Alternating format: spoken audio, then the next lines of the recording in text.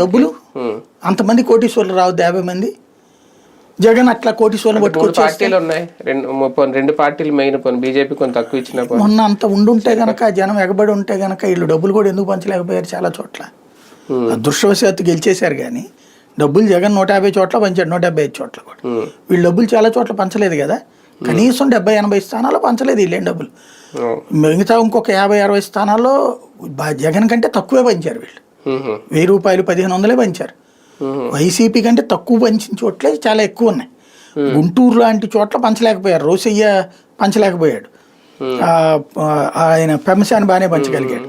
అట్లా తప్పించి విజయవాడ లాంటి చోట్ల కూడా పంచలేకపోయారు. విజయవాడ లాంటి చోట్ల కూడా పంచలేకపోయారు. కాబట్టి డబ్బులు పంచడం అనేది ముఖ్యం ఇక్కడ. ఆ స్థాయి ఆర్థిక స్తోమత ఉన్నోళ్ళు వాళ్ళు దొరకట్లే అక్కడ. ఆ కారణంగా వీళ్ళకి ఇష్టం లేదు పెంచడం.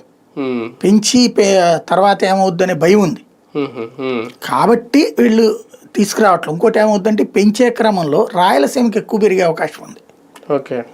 ఎందుకంటే మనకి కోస్తా ఏరియాలో జనాభా సంఖ్య మిడిల్ క్లాస్ ఎక్కువయ్యి లేబర్ తక్కువ ఉండటం వల్ల పుట్టుకల సంఖ్య తక్కువ ఉంది కోస్తా ఏరియా. ఫ్యామిలీ ప్లానింగ్ పాటించడం. రాయలసీమ కాస్త లేబర్ ఎక్కువ ఉన్నారు కదా, ఫ్యామిలీ ప్లానింగ్ తక్కువ ఉంది కదా.